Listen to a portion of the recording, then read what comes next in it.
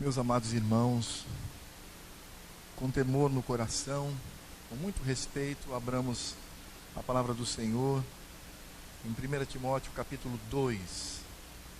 E eu quero fazer a leitura do verso 14 até o verso número 16. 1 Timóteo capítulo 14, eu quero fazer a leitura do verso 14 até o verso número 16. Eu farei a leitura e os irmãos, por gentileza, acompanhem em silêncio.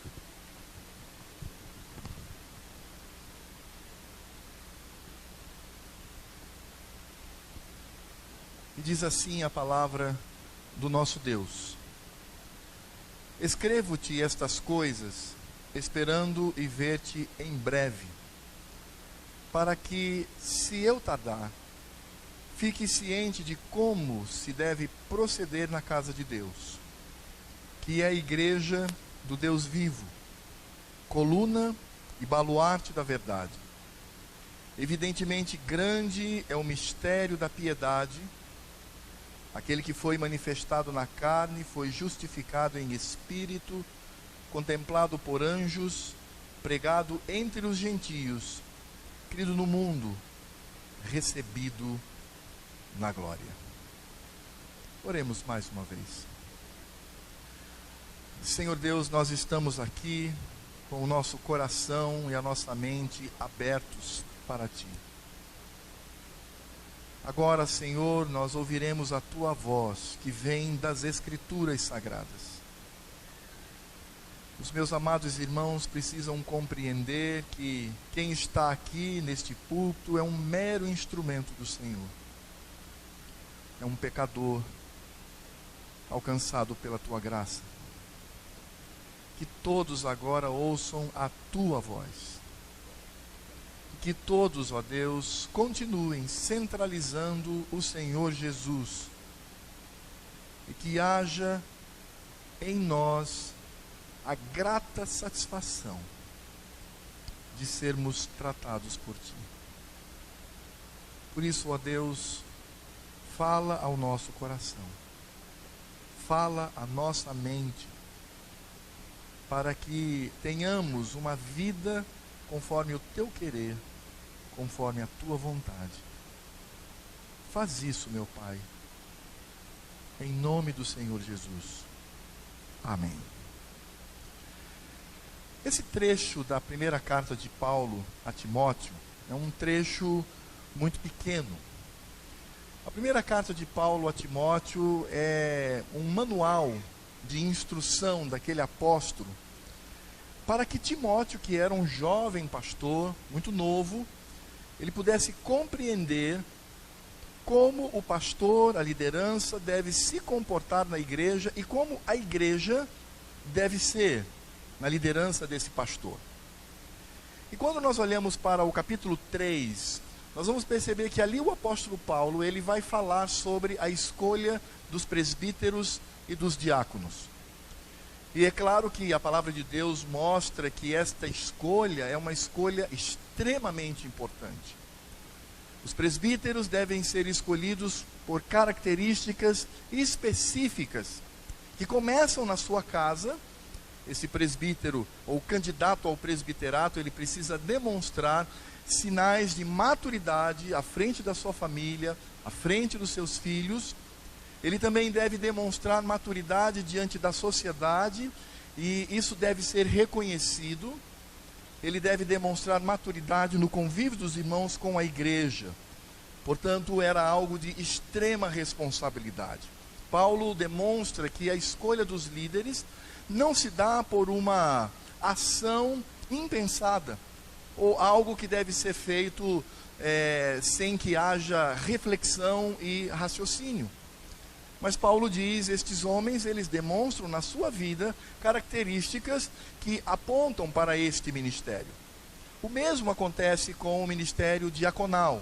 Os diáconos também deveriam ser vistos na sua casa, na igreja, e deveriam também ser vistos na sociedade. Uma grande diferença que nós encontramos entre os diáconos e os presbíteros é que os presbíteros deveriam ser aptos ao ensino. Eles deveriam ter esta habilidade, porque eles iriam certamente conduzir o rebanho pelas Escrituras, e o apóstolo Paulo demonstra esta preocupação. Portanto, no capítulo 3, Paulo inicia falando sobre a liderança da igreja, como a igreja deveria escolher estes líderes. Depois, então, o apóstolo Paulo, após esta palavra, mencionando sobre os presbíteros, ele agora vai falar sobre o ministério, a natureza da igreja. Então ele fala da liderança, coloca as características da liderança, e num momento breve em que ele fala com Timóteo nessa carta sobre uma possível visita que ele iria fazer, ele ali, inspirado pelo Espírito Santo, ele vai mostrar o que é a igreja de Deus nessa terra. E esse assunto, meus amados irmãos, é extremamente necessário. Porque nós temos vivido tempos difíceis, e estes tempos não pertencem somente a nós, mas é o tempo que acompanha todo o povo de Deus, desde a igreja no Velho Testamento, onde estes pensamentos, eles tendem a se infiltrar na igreja e descaracterizar esta igreja. As pessoas, elas começam agora a pensar nesta igreja, não da maneira como Deus instituiu, mas da maneira como o homem inventou na sua mente. E nesse sentido, precisamos compreender exatamente o que Deus fala. É óbvio que este não é o único texto que vai falar das características da igreja, mas aqui eu acredito que estão reunidos 3 elementos que são preciosos para a nossa compreensão. Nós precisamos entender que a igreja, ela não pode ser medida pelo homem. Ela não foi feita para o homem, ela foi feita pelo Senhor, para a sua própria glória. Deus escolheu esse povo, Deus elegeu este povo, para que este povo viesse a cumprir o seu papel naquilo que o Senhor certamente colocou na sua santa palavra. Um outro aspecto que nós precisamos trazer aqui como introdução desta reflexão, deste sermão que eu quero trazer aos irmãos, é também a clara noção do que é a igreja. Claro, nós sabemos que a igreja não é este prédio. Este prédio é um salão, claro que dedicado ao serviço, ao culto do Senhor, mas não está aqui a igreja. A igreja somos nós. Mas é preciso que você também diga: a igreja sou eu, juntamente com os irmãos. Nós precisamos entender que as características trazidas à igreja são as características trazidas a você individualmente. Você é a igreja do Senhor nessa terra. Você é a habitação do Espírito Santo. Nós somos a habitação do Espírito Santo do Senhor. E nesse sentido, quando nós olhamos um texto como este, e nós ouvimos a voz do Senhor quanto ao significado e quanto à característica da igreja sobre o mundo, eu preciso dizer: isto é para mim. Isso não é para os irmãos apenas, isto é para mim. Estas características precisam ser minhas. E no conjunto destas características, aí sim, temos uma igreja conforme aquilo que o apóstolo Paulo trouxe nesse texto. Isso me faz lembrar, trazendo uma ilustração introdutória, isso me faz lembrar a atitude de um certo pastor que morava num grande centro. E ele percebeu que a sua igreja estava vazia, os membros não tinham mais nenhum compromisso. Estavam arrolados no hall, mas eles não tinham mais nenhum envolvimento, eles não demonstravam as características de uma igreja, não exerciam ministério, não cultuavam mais ao Senhor, salvo em datas por eles tidas como especiais. E aquele pastor então, ele anunciou que aquela igreja, ela estava morta. E ele iria então enterrar essa igreja. E ele passa então a convidar todos os que estão arrolados naquele hall de membros. E por incrível que pareça, naquele momento que parecia um momento fúnebre, a igreja estava repleta dos membros que há muito tempo não se envolviam mais com o Senhor. E o pastor então, obviamente, não transformou aquilo num culto, mas ele disse: nós estamos aqui e eu não quero fazer isso como um culto ao Senhor, mas eu quero apenas dizer a todos que a nossa igreja morreu e ela vai ser sepultada. E depois então de algumas palavras ele disse, bem, como é costume, antes que nós fechemos o caixão e levemos para o cemitério, que é a nossa igreja, vocês agora podem olhar o morto. E aí claro que todo mundo curiosamente disse, eu preciso ver o que é isso. Não sei se lá tem a foto da nossa igreja, a foto do púlpito, não sei exatamente o que tem, mas eu preciso ver isto. E formou-se então aquela longa fila. E qual não foi a surpresa de cada membro ao perceber que, encurvando-se para olhar no fundo daquele caixão, havia um espelho. E ele descobriu que não é a foto do prédio, nem do púlpito, nem do conselho, nem da liderança, nem de uma parte de irmãos, mas quando ele olha para dentro e percebe aquela situação tão triste, ele percebe que ele mesmo está naquela situação. Quando nós falamos sobre igreja, nós precisamos ter este sentimento, porque somos tentados a pensar no todo, e nós diluímos a nossa responsabilidade com relação a isto. Nós diluímos as características que devem estar em mim. Portanto, eu quero trazer esse desafio para os irmãos, nesse momento, quando nós estamos aqui mencionando sobre as características da igreja do Senhor, eu quero desafiá-lo a que você pense, estas características são minhas. E eu quero que o irmão ao mesmo tempo pense, será que eu, com a minha vida, tenho demonstrado estas características?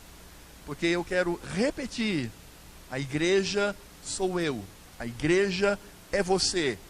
E aí assim podemos dizer, a igreja somos nós.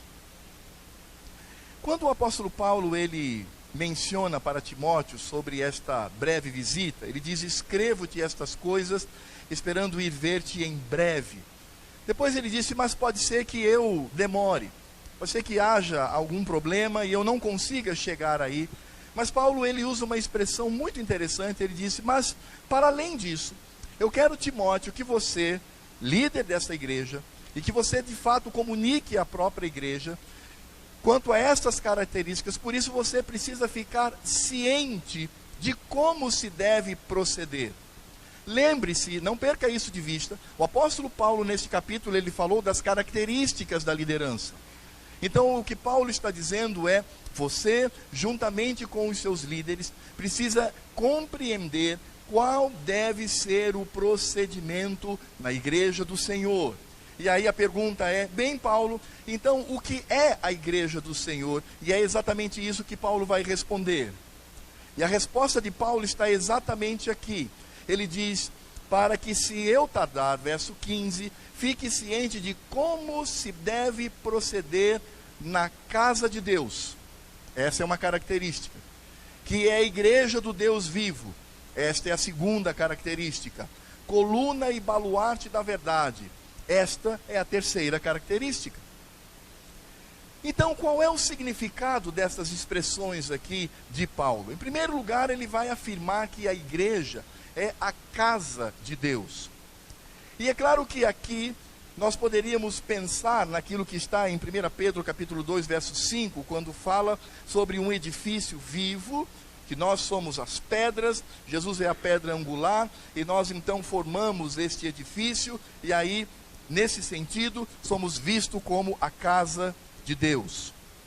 Mas eu acredito que Paulo também, ao escrever, ele tem em sua mente aquilo que escreveu há pouco sobre a casa dos presbíteros e a casa dos diáconos. Por isso, Paulo, eu acredito que ele não está mencionando aqui apenas esta visão um tanto fria de uma construção viva de pedra sobre pedra que forma a habitação do Senhor, mas ele também dá este caráter familiar. Ele demonstra que esta casa do Senhor, de fato, é uma família. E é óbvio, esta família está firmada em Cristo. E isso aponta para esta postura que temos como igreja de cultuar o nome do Senhor. Nesse sentido, nós precisamos entender que ao sermos convertidos por Deus e ao termos Jesus como Senhor da nossa vida, nós vamos descobrir que nesse momento eu passo a fazer parte de uma família. Esta família é a família de Deus. Esta família é a família do Senhor. Por isso o próprio apóstolo Paulo, ele diz que não importa a idade, o sexo, a etnia, a cultura, nós somos dignificados em Cristo Jesus. Nós éramos órfãos, nós éramos, me perdoem a expressão muito forte, mas nós éramos como que bastardos neste mundo. E de fato, o Senhor nos traz para que sejamos filhos do Senhor, para que participemos dessa família. Portanto, há aqui uma grande responsabilidade, e o que Paulo menciona como casa de Deus, ele está inferindo, penso eu, quanto à unidade desse corpo de Cristo. E é por isso que nós precisamos nos lembrar daquilo que encontramos no Evangelho de João, capítulo 17, do verso 20 ao verso 23, quando o Senhor Jesus diz: não rogo somente por estes, mas também por aqueles que vierem a crer em mim, por intermédio da sua palavra, a fim de que todos sejam um, e como és tu, ó Pai, em mim e eu em ti, também sejam eles em nós, para que o mundo creia que tu me enviaste.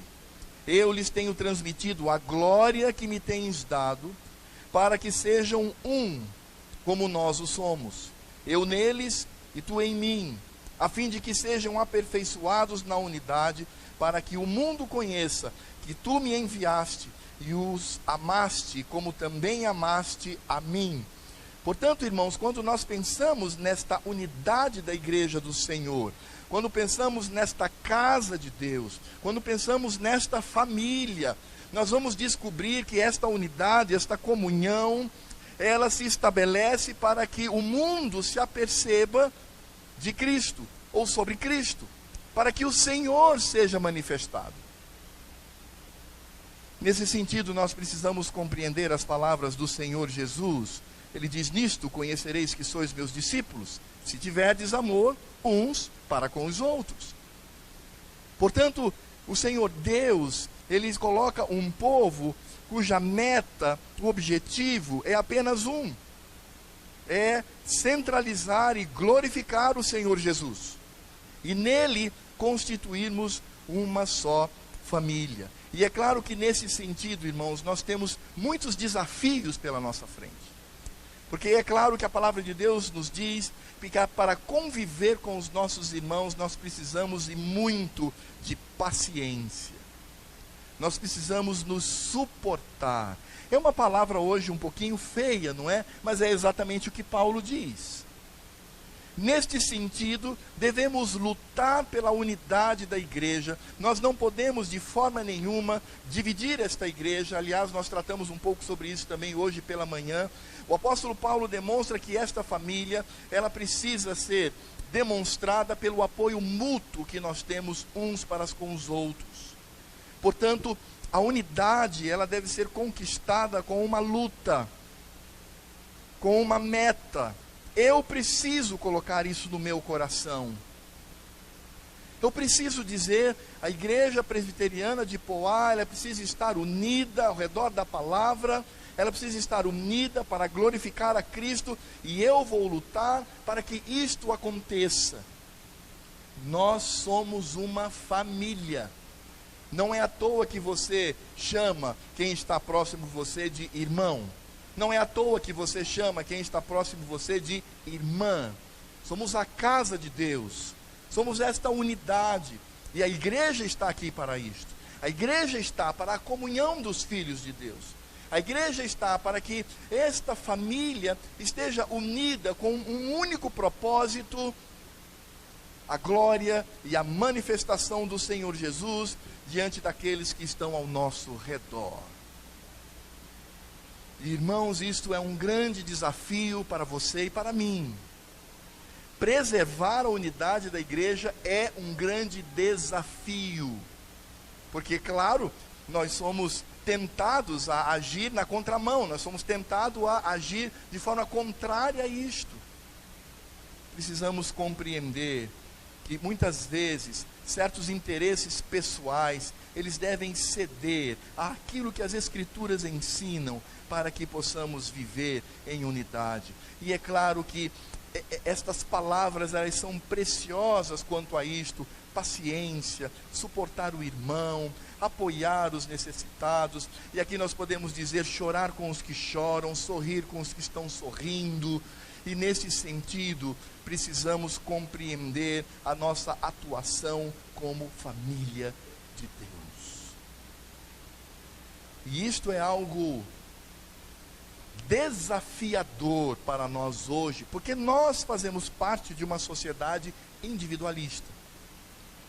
Quando nós comparamos a nossa sociedade, e eu quero chamá-la de sociedade ocidental, quando nós comparamos a nossa sociedade com outras sociedades e outras culturas, nós vamos perceber que somos extremamente individualistas. Você já notou que na casa cada um tem o seu quarto? Você já notou que em certas circunstâncias cada um tem o seu meio de transporte? Você já percebeu que em certas circunstâncias cada um tem a sua roupa? Você já percebeu que as pessoas até têm o seu próprio prato, o seu próprio caneco de beber água, o seu copo, o seu lugar à mesa? Nós somos ensinados a esta individualidade que muitas vezes interfere na minha vida como igreja. Nós não conseguimos viver o congraçamento. Nós não conseguimos viver a comunhão. Aliás, as pessoas só podem ter comunhão comigo num culto como este, isto é verdade, após o culto, num breve momento, mas depois cada um vai para a sua casa e nós não temos mais nenhuma comunhão a ser vivida. Quando nós olhamos no livro de Atos, no início da igreja, era algo impressionante, porque as pessoas, elas vendiam seus bens. É como se você tivesse a sua casa e você dissesse: eu vou vender todos os meus bens, eu vou colocar aos pés do conselho, para que o conselho distribua a mim e aos demais, para que todos tenhamos vida confortável. Isso me faz lembrar um pouquinho sobre aquilo que Jesus falou ao jovem rico: se você tem de fato cumprido a lei do Senhor, resta-te apenas uma coisa: vende tudo, distribui e segue-me.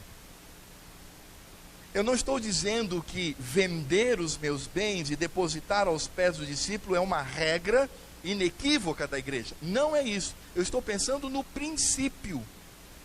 No princípio. O princípio disto é quando eu me importo com o meu irmão. Eu me importo da maneira como ele está. Se ele está passando necessidades, se ele está passando fome, quando ele está desempregado, quando ele está triste, quando ele está atribulado, quando ele está doente. Nós encontramos às vezes igrejas espalhadas por este mundo, um irmão fica doente e somente o pastor, a esposa do pastor, parte do conselho e alguns irmãos o visitam. O resto é: como é que está o irmão? Ah, está vivo, vamos orar. Como é que está o irmão? Está vivo. Continuar em oração. Como é que está o irmão? Morreu. Oh, que pena, né? Tadinho da família. Espero que a família seja consolada. E você não está nem aí para isto. Às vezes nós fazemos parte de um rebanho local e não nos conhecemos pelo nome. Que comunhão é esta? Quando há uma família, há envolvimento. Quando há família, no bom sentido do termo, há interferência, há amparo.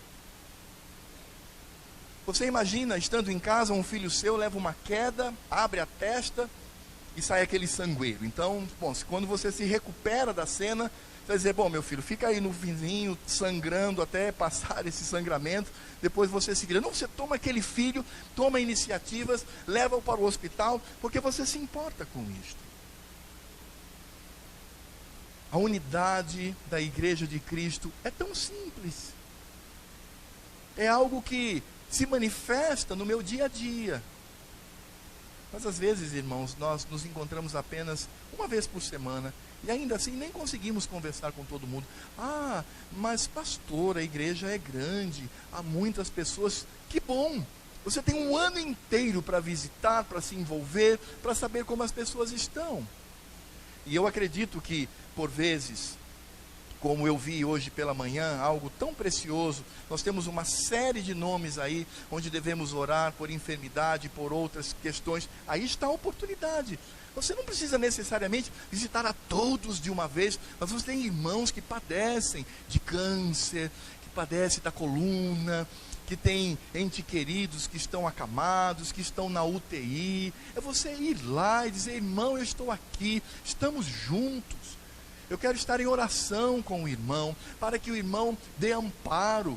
Por vezes é uma doença grave, uma doença fatal. Então você deve ir lá para dizer: irmãos, eu estou aqui, até o dia em que o Senhor te levar. Estamos aqui juntos para orar, para interceder, para pegar a sua mão, para chorar contigo este momento, para chorar com o teu cônjuge que está prestes a perder o seu companheiro ou a sua companheira, para chorar com aquele que perde os seus filhos, para chorar com aqueles que perdem o seu emprego, mas também para se alegrar com aqueles que têm recebido de alguma forma bens materiais ou saúde.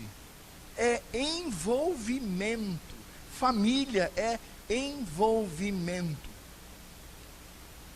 Eu sempre tenho dito lá na igreja onde tenho servido como pastor, às vezes nós somos muito mais, eu digo para eles lá, nós somos muito mais um cinema do que uma igreja.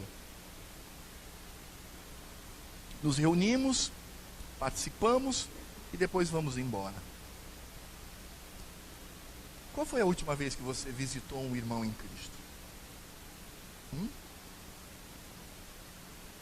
Qual foi a última vez que você pegou na mão de um irmão seu, de uma irmã sua, com uma doença terrível? Qual foi o momento que você afagou a testa de um adolescente, de uma criança, de um jovem, sofrendo, padecendo, e você disse: eu estou aqui, nós somos irmãos em Cristo, nós servimos ao Senhor, e eu quero manifestar na prática o amor de Deus com os meus gestos, com as minhas atitudes. Veja nisso o amor de Deus, por isso a glória pertence ao Senhor. Qual foi a última vez que fizemos isto? Precisamos entender qual é a característica da igreja e aquilo que Deus espera de nós. E o que Deus espera de nós é isto: é a unidade, a comunhão, estar juntos, porque somos irmãos em Cristo, somos um no Senhor. Não somos pessoas isoladas que creem no mesmo Deus, mas somos o corpo de Cristo nesta terra, para a glória do nosso Deus. A segunda característica que nós vamos encontrar da igreja do Senhor, além de ser a casa de Deus, o apóstolo Paulo diz que esta igreja é a igreja do Deus vivo. Irmãos, esta expressão muitos não compreendem, não sabem exatamente o significado. Mas o significado desta expressão é um significado maravilhoso para nós como igreja. E nós precisamos compreender esta expressão Deus vivo lá no Velho Testamento. Nós vamos descobrir, por exemplo, que no Velho Testamento essa expressão ela é muitíssimo utilizada para contrastar o Deus vivo diante dos ídolos. Ou seja, o Senhor é o Deus vivo, os ídolos são falsos, os deuses falsos eles nos levam à perdição, mas o Senhor é aquele que vive. E neste sentido, nós podemos encontrar em Josué capítulo 3, verso 10, quando encontramos a seguinte expressão: disse mais Josué: nisto conhecereis que o Deus vivo está no meio de vós, e que de todo lançará de diante de vós os cananeus, os heteus, os heveus, os ferezeus, os girgazeus, os amorreus e os jebuseus. Impressionante, porque aqui Josué está dizendo que a presença do Deus, que é o Deus vivo, concede à igreja a vitória, porque somos mais que vencedores. E isso certamente há de se expressar quando a morte, o último inimigo, será vencida pela obra, pela soberania do Senhor Jesus sobre nós como igreja. Mas é impressionante, irmãos, que neste sentido, Josué afirma que o Deus vivo está entre nós. E neste sentido, em Deuteronômio capítulo 6, verso 15, também se utilizando dessa expressão, ou deste sentimento, nos diz: porque o Senhor teu Deus é Deus zeloso no meio de ti, para que a ira do Senhor teu Deus não se acenda contra ti e te destrua sobre a face da terra. Nós encontramos aqui dois aspectos importantes. O primeiro aspecto é o aspecto da aliança. Isso condiz com o que está em Levítico 26:12, andarei entre vós e serei o vosso Deus, e vós sereis o meu povo. Mas aqui também fala da visão de que o Deus vivo está no nosso meio, e isto significa dizer que nós devemos encher o nosso coração de temor. Este sentimento a igreja no Velho Testamento possuía. Quando nós olhamos para todas as práticas que eram ensinadas na cultura, na maneira cívica, nós vamos compreender que estas práticas que vinham da lei do Senhor, elas apontavam para Cristo e também apontavam para a santidade de Deus. Por exemplo, no deserto, os crentes deveriam compreender que os seus dejetos, os dejetos humanos, deveriam ser enterrados. E é claro que nós pensamos, bem, ali nós temos um princípio claro da higiene. Deus tem a preocupação de cuidar do seu povo, para que não haja contaminação, para que não haja nenhuma pestilência que venha tragar os seus filhos. Claro que isso está incluso, mas o sentimento que o povo tinha era da presença de Deus, que o Senhor Deus não deveria contemplar nenhuma imundície, que o Senhor Deus não deveria contemplar nada que é imundo, nada que é sujo, sobretudo tendo origem no nosso próprio corpo. Deus não deve ver os dejetos, porque aquilo é imundo. O nosso Deus é o Deus vivo que está no nosso meio. Ele é o Deus santo que habita conosco. Nesse sentido, nós vamos perceber e compreender aquilo que está em Deuteronômio 6,15, quando eu repito, porque o Senhor teu Deus é Deus zeloso no meio de ti, para que a ira do Senhor teu Deus não se acenda contra ti e te destrua de sobre a face da terra. Meus irmãos, a presença do Deus vivo entre nós deve gerar no nosso coração temor e tremor. Quantos aqui preparando o seu coração para vir a este culto e prestar toda a adoração, toda a centralidade, tudo aquilo que o Senhor Deus é merecedor? Quantos aqui vieram com o coração cheio de temor, dizendo: Senhor, eu preciso estar limpo, Senhor, eu preciso estar puro para prestar este culto a Ti? Porque Tu estás presente, Tu és o Deus vivo. Tu não és um Deus morto, não és um Deus de escanteio, mas é o Deus que olha para nós. O fato do Senhor ser Deus vivo, isso aponta diretamente para a nossa santidade diante de Deus, porque, meu amado irmão, minha amada irmã, Deus nesse momento está olhando para o seu coração. Sabia disso? Deus está sondando o coração de todos vocês e o meu.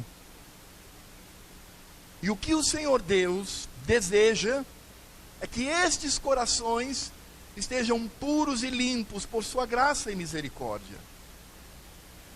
Irmãos, este sentimento ele tem sido raro dentro das igrejas. Nós não aprendemos mais temer ao Senhor. Muitas vezes nós queremos transformar o nosso Deus num grande Senhor idoso, num grande Pai, que a tudo tolera, que é todo amoroso, que é cheio de ternura, e Ele só tem apenas isto, Ele não se ira, Ele não tem ódio, porque Ele é a perfeição daquilo que a sociedade entende como belo. Nós nos esquecemos que o nosso Deus, Ele também é apresentado, sabe como quê? Como fogo que consome. A palavra do Senhor, lá no Novo Testamento diz, repetindo o Velho Testamento: horrível coisa é cair nas mãos do Deus vivo. Agora, é impressionante, irmãos, porque quando nós começamos a compreender o nosso Deus, nós vamos descobrir que Ele tem paciência, mas que Ele também se ira. Nós vamos compreender que o Senhor Deus, na sua ira, Ele pode sancionar o seu juízo sobre nós. Vocês se lembram quando o apóstolo Paulo escreve à igreja de Corinto, e fala da ceia, e ele diz a bagunça, a balbúrdia que estava acontecendo naquela igreja, dentre outras áreas, mas quando ele menciona a ceia, ele diz assim: vocês estão comendo juízo para si, vocês estão trazendo o juízo de Deus. E aí Paulo completa dizendo: por isto, muita gente está doente, muita gente está morrendo, como manifestação clara do juízo de Deus.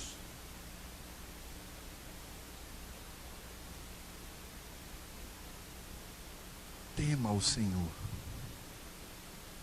Tema ao nosso Deus. Não brinque com Ele. O terceiro mandamento diz que nós não podemos utilizar o nome do nosso Deus em vão. E eu fico triste quando há tantos crentes que fazem piada, que repetem o nome de Deus aleatoriamente, sem nenhuma reverência. Ah, fulano é um devedor, fulano deve a... E o mundo. Isso vai acontecer com você. Ah, me livre. Eu não estou mencionando o nome do Senhor Deus aqui, porque eu não devo fazê-lo por temor e tremor, mas eu acho que você está me entendendo. Isso é mencionar o nome de Deus em vão. Quando nós pronunciamos o nome do Senhor, isso deve ser no mais absoluto respeito. É a respeitabilidade que se requer ao nome do Senhor. Nós requeremos esse respeito ao nosso próprio nome. Quantas vezes nós não afirmamos em determinadas circunstâncias: respeite, esse é o nome da minha família. Respeite, esse é o nome do meu pai. E é correto. Por que não fazemos isso com o nome do nosso Deus? Por que para nós é tão simples agir de maneira jocosa com relação ao nome do nosso Deus, ao nome do Senhor Jesus, sempre que nós pronunciarmos o nome do Senhor?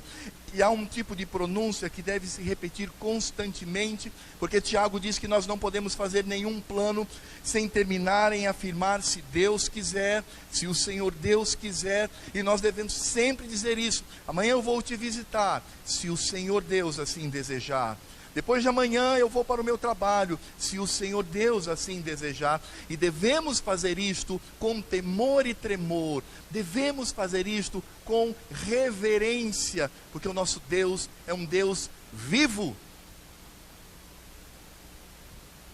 Precisamos entender o nosso lugar e qual é o lugar de Deus. E quem faz isto? É a igreja. Porque a igreja é a igreja do Deus vivo. Paulo, ao mencionar essa expressão, certamente ele tem na mente o que ele havia aprendido com relação ao Velho Testamento, o significado de que Deus vivo é o Deus presente, é o Deus zeloso, é o Deus que zela pelo seu nome, e as suas misericórdias e graça se manifestam para que nós, homens e mulheres pecadores, tenhamos condição de manter intimidade com o Senhor através da santidade, ainda que pecadores.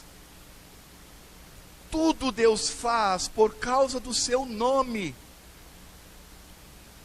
Você sabia que Deus me escolheu e te escolheu em primeiro lugar por causa do nome dele, por causa dele mesmo? É isso que ele diz. No Velho Testamento há uma tradução que diz: não por amor a vós, mas pelo meu próprio nome eu vos escolhi dentre as nações. Foi pelo meu nome. Irmãos, nós como igreja precisamos voltar a estes ensinamentos, precisamos ensinar aos nossos filhos o que é o temor do Senhor. É claro que o temor do Senhor, ele nos move também à alegria de termos a graça e a misericórdia do Senhor, porque não somos consumidos. Você sabia que se não fosse a graça do Senhor, você já estaria morto como Ananias e Safira? Você sabia que, mesmo que bem intencionado como Uzá, que estendeu a sua mão para a arca.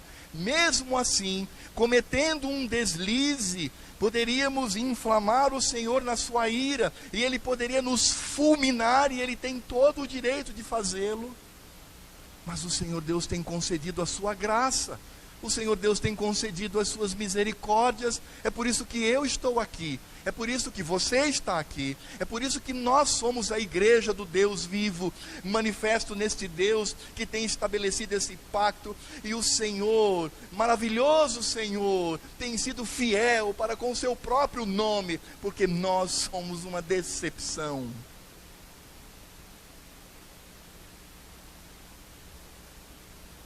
Precisamos ensinar ao nosso próprio coração e ao coração dos nossos filhinhos o temor do Senhor.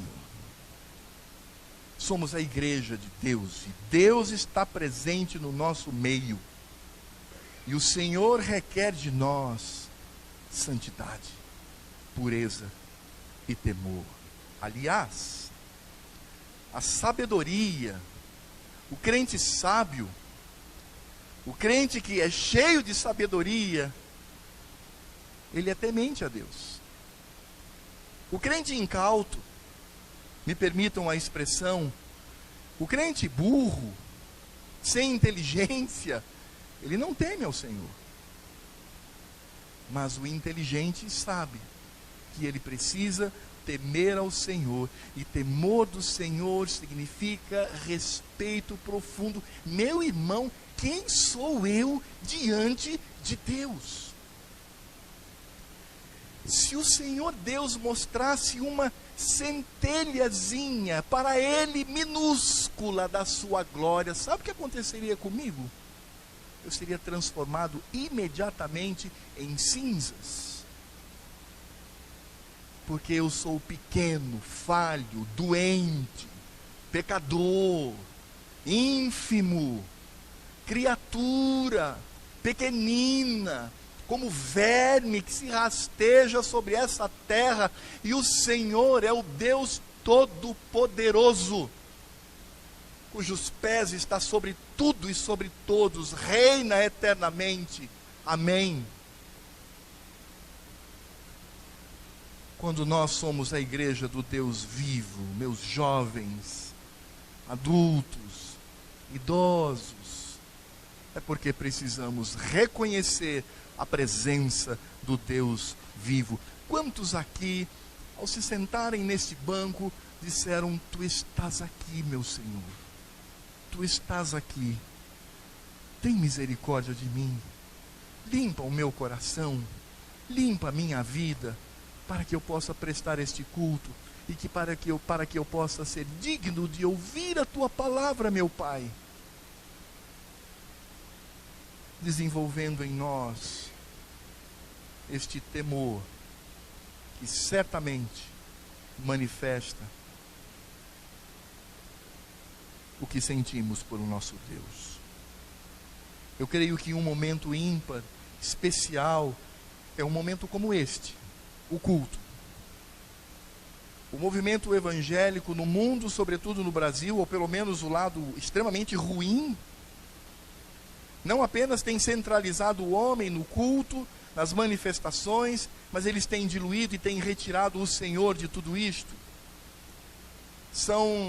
Não são cultos, são eventos que alegram, que fazem as pessoas sorrirem, as pessoas se sentem bem. Como foi o culto? Me senti tão bem. Eu fui tão elevado. Isso não é culto. Isto não é culto. Quando nós estamos reunidos aqui, precisamos dizer: Senhor, ai de mim, porque sou pecador. Ó Senhor, restitui a minha alegria, a alegria que vem de Ti, meu Pai. Restitui a minha santidade, meu Senhor. Gera temor no meu coração. Gera, Senhor, para que Tu possas receber este culto com alegria. O apóstolo Paulo, ele afirma claramente que nós somos a igreja do Deus vivo. E há uma terceira característica que nós encontramos aqui na igreja do Senhor. Não somos apenas a casa de Deus, edificados em Cristo, como uma família, como um grupo coeso, unido. Não somos apenas a igreja do Deus vivo, que teme ao Senhor, respeita ao Senhor Deus nos mínimos detalhes, mas o apóstolo Paulo também diz que nós, como igreja, somos coluna e baluarte da verdade. O que é isto? Estas duas palavras traduzidas por coluna e baluarte, o que Paulo está falando aqui é de vigas de sustentação e de alicerce. É isso mesmo. Paulo está utilizando aqui a linguagem da engenharia da época. Quando Paulo, por exemplo, ele menciona que nós somos coluna, certamente na mente de Paulo vêm os grandes prédios que eram construídos na sua época. Por exemplo, quando nós olhamos para o templo de Diana, era um templo pagão, mas era um templo famoso. Aquele templo possuía, imaginem só, 100 colunas. Cada coluna tinha 28 metros, quase 30 metros de altura. Lá em cima, eles colocavam como que uma testa no prédio. Se você depois quiser olhar na internet, um prédio antigo do Império Romano, você vai descobrir isto. Havia ali um grande triângulo, e naquele triângulo, então, eles colocavam as inscrições, colocavam as leis daquele deus pagão. A ideia é que uma pessoa de longe, uma pessoa quase que quilômetros distante, ele pudesse ao longe perceber a presença daquele templo. E quanto mais ele se aproxima, mais aquelas inscrições ficam no alto, para que todos vejam o que ali está escrito. O apóstolo Paulo está dizendo que nós somos esta coluna da verdade. Vejam que Paulo não está dizendo que é a verdade que nos sustenta. Ele está dizendo é que nós sustentamos a verdade. E aí talvez você pense, puxa, pastor Alfredo, mas eu acho que isso é uma heresia, porque Deus não precisa de ninguém para sustentar, muito menos a sua verdade. Claro, também creio assim, mas ele está falando das características da igreja. Nós precisamos levantar esta verdade no ponto mais alto. E Paulo não diz apenas levantar, mas Paulo também, veja que coisa interessante, ele fala também sobre sustentação. Nós, como igreja, somos coluna que ergue, mas também alicerce que preserva. Ele não está dizendo aqui nesse texto que a verdade é que nos sustenta. Ele está dizendo é que a igreja sustenta e a igreja preserva como alicerce. E o que isto significa? Ora, irmãos, isso é simples. Está demonstrando o papel da igreja diante do Evangelho, está mostrando o papel da igreja diante da lei do Senhor, está mostrando o papel da igreja diante das Escrituras sagradas. Irmão, e deixe-me refrescar a sua mente mais uma vez. A igreja é você e eu. Quando nós falamos sobre levantar essa verdade no ponto mais alto e sustentar essa verdade como alicerce, o que Paulo está dizendo aqui, por inferência, é que nós precisamos conhecer essa verdade. Nós temos a falsa impressão de que somente o pastor, o mestre, o professor da escola dominical, as pessoas que estão ao redor, eles têm a responsabilidade de estudar, de se debruçar sobre a palavra. Claro que existem mestres na igreja, claro que o pastor docente, o presbítero docente, ele tem a responsabilidade de se esmerar, de se aprofundar para trazer a palavra do Senhor, mas você também possui responsabilidade para conhecer as Escrituras sagradas. E eu acredito que nós vivemos um tempo cuja oportunidade cresce cada vez mais. Sabe por quê? Porque muitas entidades que se colocam como igreja do Senhor Jesus, elas têm banalizado e elas têm rasgado, deteriorado esta verdade bendita. São igrejas que não possuem compromisso com a verdade, são igrejas que não possuem compromisso com a lei de Deus, são igrejas que não possuem compromisso com as escrituras sagradas. Paulo diz: somos igrejas, esta é a igreja, portanto a igreja, ela deve levantar essa verdade. No sentido de levantar, Paulo está dizendo que nós devemos proclamar este evangelho, proclamar essa verdade, e veja, devemos fazê-lo colocando o mais alto possível, para que muitas pessoas tenham conhecimento deste evangelho. E eu não tenho nenhuma dúvida de que aqui o apóstolo Paulo está falando da proclamação do evangelho. Paulo está falando aqui da pregação do evangelho, e nós temos esta responsabilidade. E essa responsabilidade, ela não diz respeito apenas ao nosso bairro, ela não diz respeito apenas a Poá. Você sabia que lá do estado de onde eu venho, existem muitas cidades e muitas comunidades que nunca ouviram falar do evangelho? E isso também demonstra o amor que eu tenho para com Deus.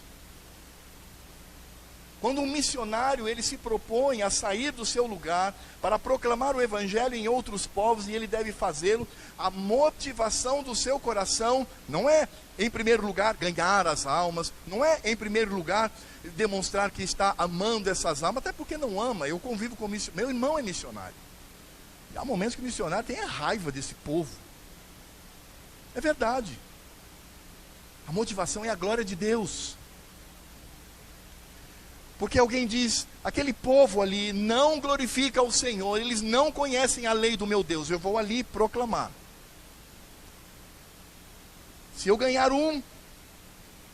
certamente aquela vida vai deixar de glorificar tudo aquilo que é erro, tudo aquilo que é pecado, tudo aquilo que é imundo, e aquela vida vai glorificar ao Senhor. Se eu ganhar a metade, 50% deste povo agora, que antes afrontava o Senhor com o pecado, vai agora glorificar ao Senhor. Se eu ganhar a todos agora, que outrora estavam envolvidos na imundícia e na depravação, agora vão glorificar ao Senhor. Mas se ninguém se converter, se ninguém ali se manifestar, ainda assim, a palavra do Senhor não volta vazia. A proclamação do evangelho ocorreu ali, sim, porque a proclamação do evangelho gera duas realidades: por um lado, a salvação dos eleitos, por outro, ratificando a condenação daqueles que foram destinados para a morte. Por isto ela não volta vazia. Por isso ninguém deve ficar frustrado, porque diz assim: eu tenho pregado o evangelho no meu trabalho, eu tenho pregado o evangelho na minha família, e ninguém se converte. Existe algum erro? Claro que não. O evangelho está exercendo aqui para o propósito pelo qual o Senhor comissionou a ele. E esta palavra não volta vazia para o Senhor. O Senhor traz essa palavra pelos seus pregadores, e ela retorna ao Senhor cumprindo a sua missão. É claro que nós devemos orar para que pessoas se convertam ao Senhor Jesus, mas não é esta a motivação principal. Meus irmãos, a motivação principal é a glória de Deus. Por isso nós que temos essa doutrina tão bendita, a doutrina reformada, nós deveríamos ser exemplo para aqueles que vivem no erro, enviando missionários para a glória de Deus. Eu sempre tenho visto aquelas pessoas que participam dessas empresas virtuais, que são vendidas pela internet, e de alimentação, de alimentos, shampoo, uma série de questões. E às vezes eu vejo até mesmo um crente dizendo: olha, pastor, eu estou envolvido com essa empresa, e nós vamos espalhar, eu gostaria de arrecadar aqui pessoas para levar e fazer com que a empresa cresça, e nós vendamos muito, e todos sejamos beneficiados. E aí, sabe, irmãos, eu não aguento. Aí eu digo: meu irmão, você tem esse mesmo fervor com a proclamação do Evangelho de Cristo? Você tem esse mesmo fervor em anunciar a lei bendita do Senhor, a lei santa de Deus, para a glória do nosso Deus? Irmãos, se nós nos calarmos, quem irá anunciar a lei de Deus? Quem irá anunciar o evangelho do Senhor? Como os povos irão ouvir acerca desse Deus justo e santo? Se nós amamos ao Senhor, precisamos manifestar isso no desejo de proclamar a sua verdade, não apenas envolvendo a minha região, mas envolvendo também aqueles que estão distantes. Ao mesmo tempo, quando eu olho para o distante, e por favor não esqueçam disto, a motivação da evangelização, seja local, seja missionária, não são os números, é a glória de Deus, é a glória do Senhor. Porque quando eu amo, eu proclamo. Geralmente quando o nosso filho passa naquele vestibular tão almejado, ele passa em engenharia no ITA. Existe isso ainda aqui, pastor? Existe, né? No ITA, ele vai fazer. Aí, esse homem chega, ele vai lá na lista junto com seus filhos não pôde vir, ele vai lá ver o nome. Aí vê, sobe de novo, vê o nome do filho em primeiro lugar. O filho que lutou por 2 anos junto com o pai para alcançar aquela bênção do Senhor. Ele olha e diz: que bom. Chega em casa: filho, você passou no vestibular. Que bom, papai, obrigado. Ele vai para a igreja, depois vai com os amigos na casa, visita, tem ali comunhão. E aí, como é que foi o seu filho? E aí o resultado? Ele passou. Eu tinha esquecido. Não é assim, irmãos. Quando você vai e olha na lista e vê o nome do seu filho, você vai dar pulos de alegria. Você vai chegar em casa e vai falar para o seu filho vai sair em disparada. Bom, agora tem o Facebook, então ele já coloca no Facebook, não tem mais nem trabalho, coloca lá e milhões de pessoas começam a curtir e começam a comentar. Os pais com alegria dizem: olha, o meu filho passou, o meu filho alcançou vitória. Isso é impressionante. Vejam que de fato o meu filho, pela graça do Senhor, alcançou. Você vai espalhar essa notícia, porque você ama o seu filho e porque você se importa com ele. Agora eu pergunto, irmãos, será que nós temos noção do que significa a obra de Cristo na nossa vida? Nós entendemos o que significa este trabalho de Cristo e a vitória do Senhor que passa pela cruz cruenta, a cruz maldita, que o Senhor Jesus tomou sobre si, que nesse instante Ele tomou sobre si todos os nossos pecados. Por que nós não nos alegramos em anunciar a vitória do Senhor para a glória do nosso Deus?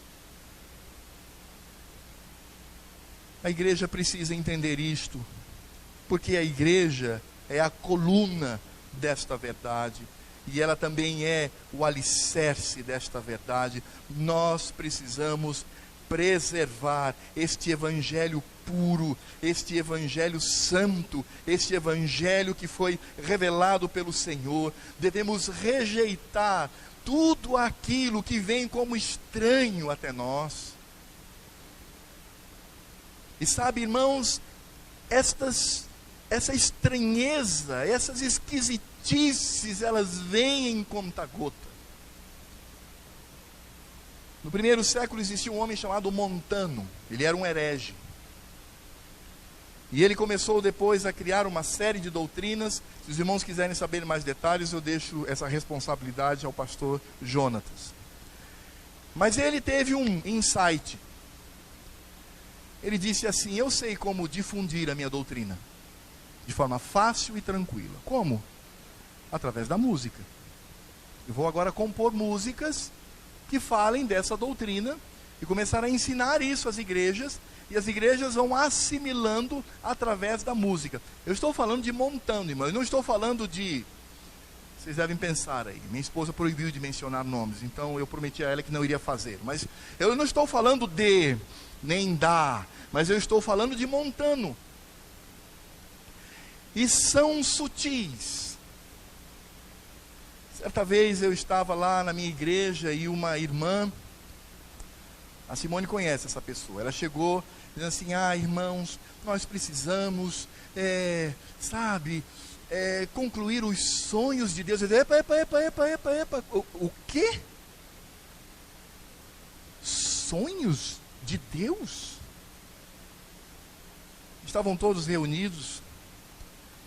Eu disse: minha irmã, com todo o respeito que eu tenho a você, eu quero dizer uma coisa: Deus não sonha, Deus determina.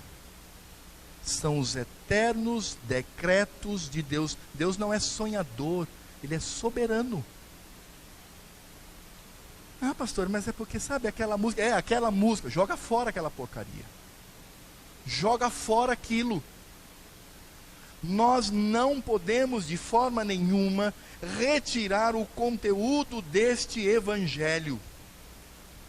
Não podemos esvaziar de sentido aquilo que o evangelho representa para nós. E o apóstolo Paulo vai demonstrar que essa verdade, ela certamente se manifesta para a piedade. É exatamente o que ele vai mostrar no verso 16. Qual é o centro dessa verdade? O que devemos preservar e anunciar? Paulo diz aqui, evidentemente, grande é o mistério da piedade, ou seja, promove a piedade. Aquele, ou Deus, que foi manifestado na carne, foi justificado em espírito, contemplado por anjos, pregado entre os gentios, crido no mundo, recebido na glória. O centro do evangelho é Cristo, o centro da lei é Cristo, o centro das escrituras é Cristo, o centro da nossa proclamação e da preservação dessa verdade é Cristo. Porque Ele foi manifestado na carne, foi justificado em espírito, contemplado por anjos, pregado entre os gentios, crido no mundo, recebido na glória. Não há outra mensagem, não há outro alvo. O centro da proclamação, o centro da pregação, do ensino, daquilo que anunciamos e daquilo que preservamos com fidelidade, não é a igreja, não é a denominação, não são aspectos periféricos da vida cristã, é Cristo. Ele é o centro. Ele é o centro da minha vida e o centro da minha pregação. Por isto eu preciso, em momentos tão difíceis, preservar essa verdade pura, que é o evangelho de Cristo. Agora eu posso assegurar a você que isto é impopular. Que bom.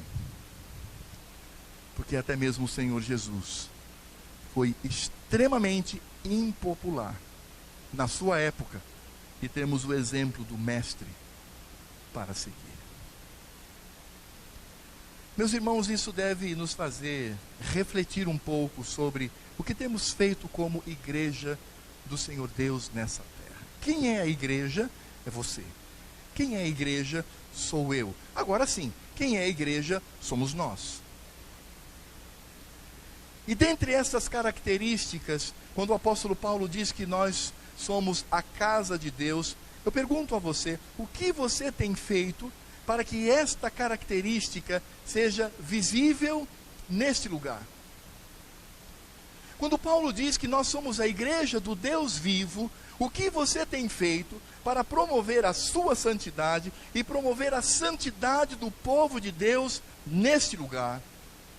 Quando Paulo diz que nós somos coluna e baluarte da verdade, cujo centro é Cristo, o que eu tenho feito com o aprendizado e com o amor que devo dedicar à lei do Senhor, às Escrituras, como tenho levantado essa mensagem num lugar muito alto para que muitos vejam e contemplem a lei do Senhor que eu amo e sirvo, e de que maneira eu não tenho arredado o pé 1 milímetro daquilo que nós entendemos como pureza do evangelho. O que eu tenho feito por isto? Às vezes somos tentados a achar que esta responsabilidade é apenas da liderança. Não, essa responsabilidade é sua. Você é a igreja de Cristo nessa terra, portanto é sua responsabilidade manter a unidade deste corpo. É sua responsabilidade manter a sua santificação e promover a santificação do povo de Deus aqui neste lugar. É sua responsabilidade proclamar o Evangelho de Cristo com fidelidade, para que muitos ao redor do mundo ouçam sobre esse Deus que nós amamos, para que a glória seja do Senhor. É sua responsabilidade preservar a pureza deste Evangelho. Se você não tem feito isto, você pode ser tudo, até um bom presbiteriano, mas você não é a igreja do Senhor. Eu vou repetir, irmãos, porque isso é muito sério. Se o meu amado irmão, a minha amada irmã, não cultiva estas características na vida, o meu irmão e a minha irmã podem ser tudo, menos igreja do Senhor. A minha oração é que você se sinta motivado a dizer: Senhor, usa-me conforme a tua vontade. Eu não quero ser influenciado pela sombra, pelo estranho, pelo esquisito, pela inovação. Eu quero, ó Deus, viver a tua palavra nesse sentido. Esta igreja vive a unidade, responsabilidade é sua. Esta igreja vive em santidade, preste atenção nisso. Essa igreja vive em santidade, a responsabilidade é sua, a começar de você. Esta igreja tem proclamado o Evangelho do Senhor com fidelidade e tem preservado com fidelidade este Evangelho cuja centralidade é Cristo. A responsabilidade é sua, porque se assim não fazemos, podemos ser tudo neste mundo, menos uma igreja. Curve a sua cabeça e vamos ter mais uma palavra de oração.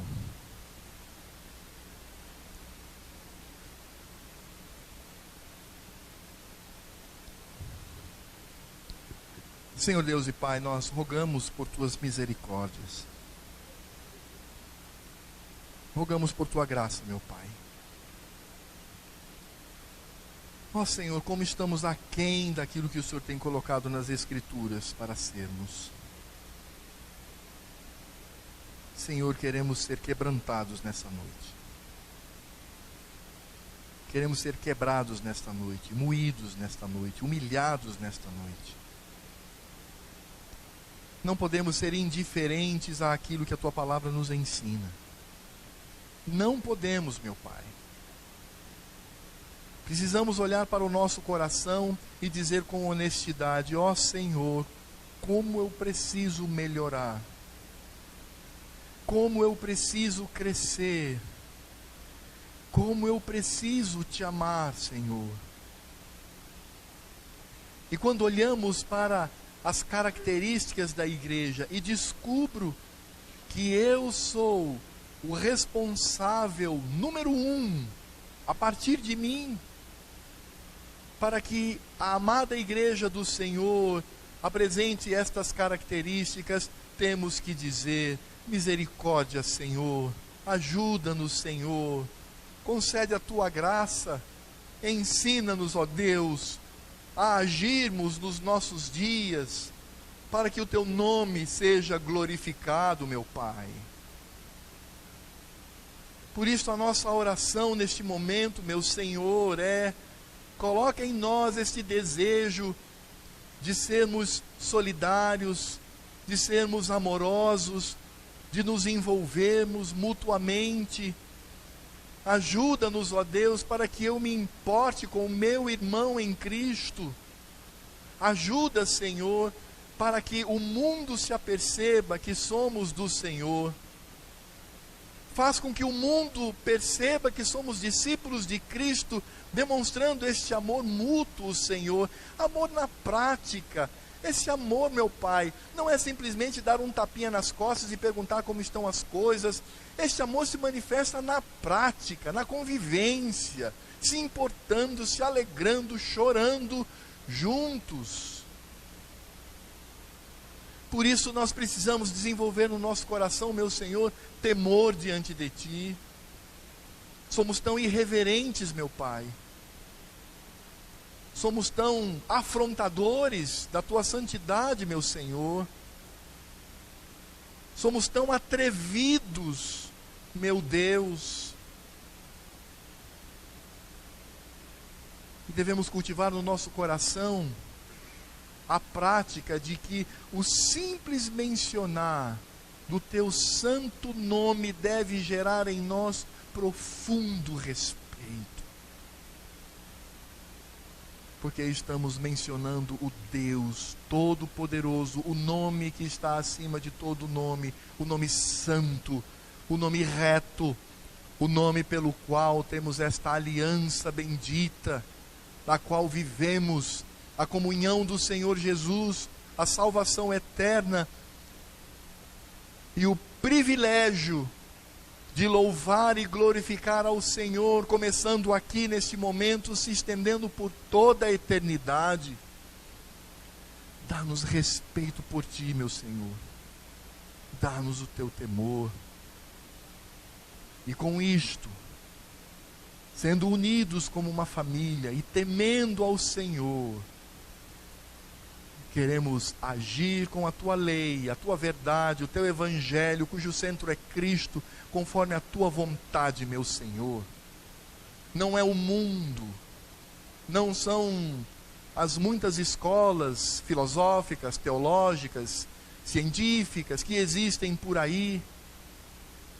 Não são as pessoas que debatem sobre religião. Sou eu.